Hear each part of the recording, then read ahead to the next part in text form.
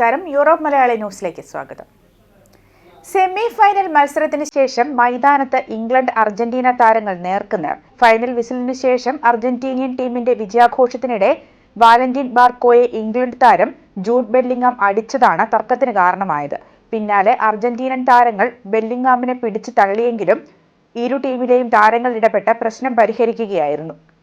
Argentinian ടീമിന്റെ ആഘോഷത്തിനിടെ തിരിഞ്ഞു നിൽക്കുകയായിരുന്ന ബാർക്കോയുടെ തലയ്ക്ക് പിന്നിലാണ് ബെല്ലിംഗാം അടിച്ചത്. ബെല്ലിംഗാമിന് നേരെ തിരിഞ്ഞ ബാർക്കോ താരത്തെ പിടിച്ചു തള്ളി. ഇതിനിടെ എത്തിയ എക്സിക്വൽ പലാസിയോസും ബെല്ലിംഗാമിനെ തള്ളിയതോടെ കൂടുതൽ ഇംഗ്ലണ്ട് താരങ്ങളെത്തി രംഗം ശാന്തമാക്കുകയായിരുന്നു. മത്സരത്തിന്റെ അവസാന സമയത്ത് മെസ്സിയെ ഫൗൾ ചെയ്തതിനും ബെല്ലിംഗാം അർജന്റീനൻ താരങ്ങളുമായി തർക്കത്തിലേർപ്പെട്ടിരുന്നു. മെസ്സിയെ ഫൗൾ ചെയ്ത ശേഷം അദ്ദേഹം അഭിനയിക്കുകയാണെന്ന് ആരോപിച്ചായിരുന്നു ബെല്ലിംഗാമിന്റെ തർക്കം. മത്സരത്തിന്റെ തുടക്കം മുതൽ ഫൗളുകളും തുടങ്ങിയിരുന്നു. 2-ാം മിനിറ്റിൽ ലിയാൻഡ്രോ പെരേഡസ് ജൂഡ് ബെല്ലിംഗാമിനെ ഫൗൾ ചെയ്തതിന് ഇംഗ്ലണ്ടിന് അനുകൂലമായി ഫ്രീ കിക്ക് ലഭിച്ചു.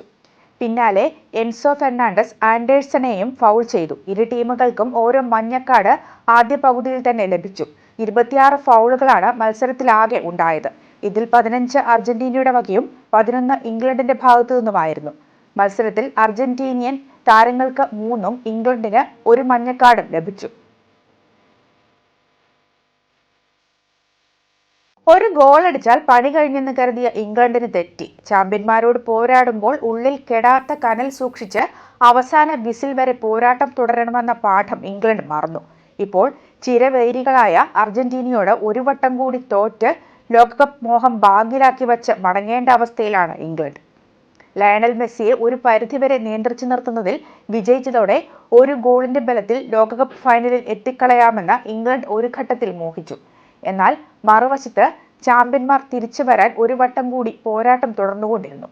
ഒടുവിൽ 85-ാം മിനിറ്റിലും 92-ാം മിനിറ്റിലും ഗോൾവല ചലിപ്പിച്ച് ഇംഗ്ലണ്ടിന്റെ ഹൃദയം തകർത്ത് അർജന്റീനിയൻ പട തങ്ങളുടെ 7-ാം ഫൈനലിൽ ഇടം നേടി. 1 മണിക്കൂറോളം ഇംഗ്ലണ്ട് കളിയിൽ മേധാവിത്വം പുലർത്തി. അർജന്റീനയ്ക്കും മെസ്സിക്കും അവർ അവസരം നിഷേധിച്ചു.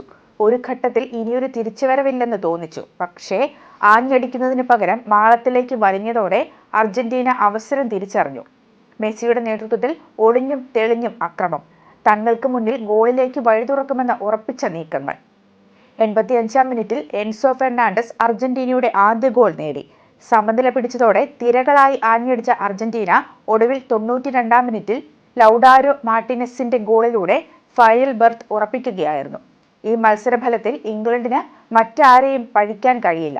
ആദ്യഘട്ടത്തിൽ വിജയിച്ച തന്ത്രം മാറ്റിയതും വലിഞ്ഞു കളിച്ച സ്വന്തം കളിക്കാരെയും മാത്രമാണ് അവർക്ക് കുറ്റപ്പെടുത്താനുള്ളൂ.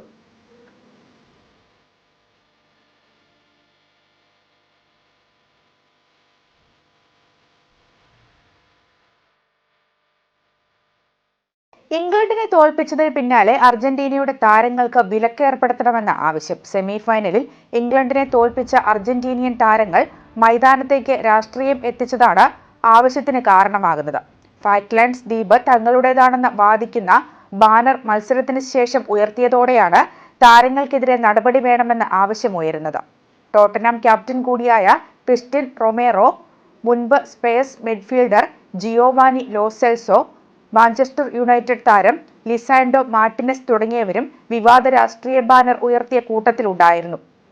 1982-ൽ അർജന്റീനയോട് യുദ്ധം ചെയ്താണ് UK സൈന്യം ഫാക്ലാൻഡ്സ് ദ്വീപ് തിരിച്ചുപിടിച്ചത്. 600-ലേറെ അർജന്റീനക്കാരും 255 ബ്രിട്ടീഷുകാരും കൊല്ലപ്പെട്ട യുദ്ധവും ദ്വീപിന്റെ അവകാശവും പറഞ്ഞ് ഇപ്പോഴും ഇരു രാജ്യങ്ങളും തമ്മിൽ വാക്പോര് തുടരുകയാണ്. ഫൈനൽ വിസിൽ മുഴങ്ങുമ്പോൾ ആരാധകരുടെ കയ്യിലുണ്ടായിരുന്ന ബാനറാണ് അർജന്റീനയുടെ താരങ്ങൾ വാങ്ങി പ്രദർശിപ്പിച്ചത്. ലയണൽ മെസ്സിയും ഇതിനൊപ്പം നൃത്തം ചെയ്തു. രാഷ്ട്രീയപരമായ ഒരു ചിഹ്നവും സ്റ്റേഡിയത്തിൽ കാണിക്കരുതെന്നാണ് ഫിഫ ചട്ടം. സംഭവം അച്ചടക്ക നടപടിയിലേക്ക് നയിക്കാൻ സാധ്യതയുണ്ട്. അതേസമയം പിഴ മാത്രം ഈടാക്കാതെ വിലക്ക് ഏർപ്പെടുത്തണമെന്ന് ഇംഗ്ലീഷ് ആരാധകർ ആവശ്യപ്പെടുന്നു. ഇംഗ്ലീഷ് പ്രീമിയർ ലീഗ് കളിക്കുന്ന താരങ്ങൾക്കെതിരെ ഇവിടെ നടപടി വേണമെന്നും ആരാധകർ കൂട്ടിച്ചേർക്കുന്നു.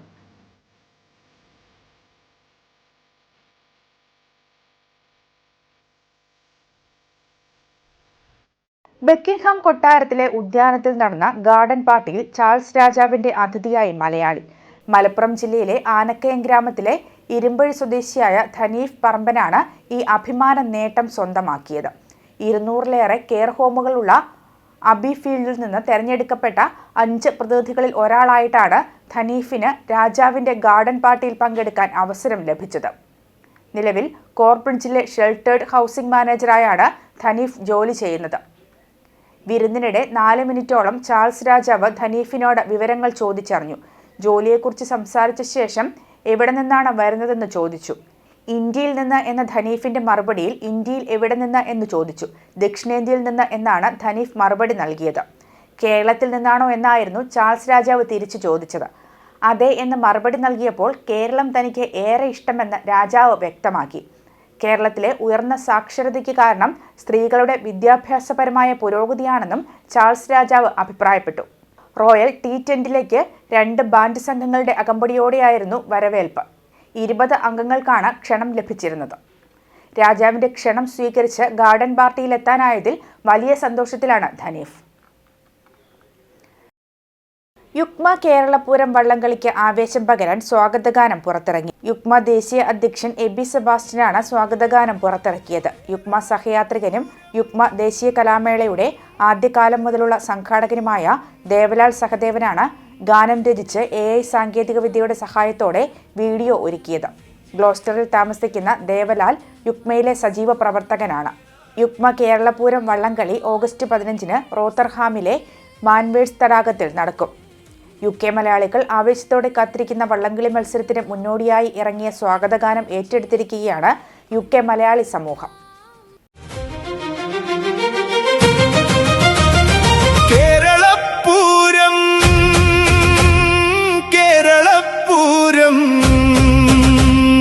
യുക്മയുടെ അഭിമാന കേരളപൂരം ഒരുത്ത മനസ്സുമായി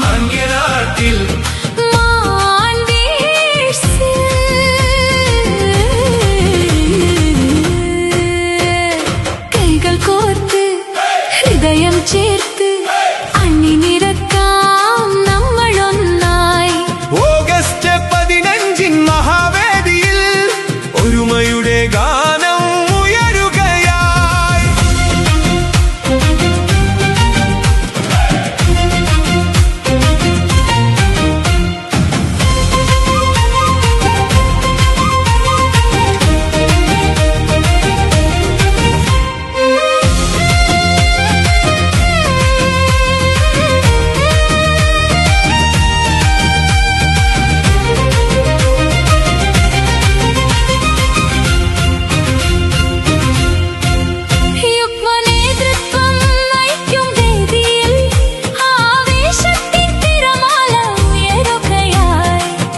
മേളം വള്ളം കളി കേരളത്തിന്റെ ഹൃദയം തുടിക്കുകയായി.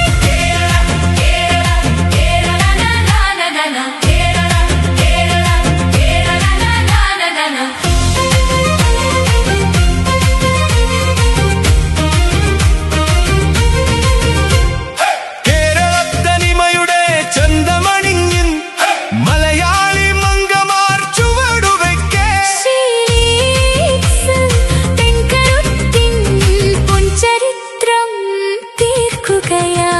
സ്നേഹത്തിൻ കൈകോർക്കലിൽ ഹൃദയങ്ങൾ ഒന്നായി പാടിടും. മലയാള സ്നേഹം ലോകമെങ്ങും മുഴങ്ങിടും. കേരളപൂരം കേരളപൂരം യുക്മയുടെ അഭിമാന കേരളപൂരം. വരൂ കൂട്ടരെ കൈകോർക്കാം. ഓഗസ്റ്റ് 15.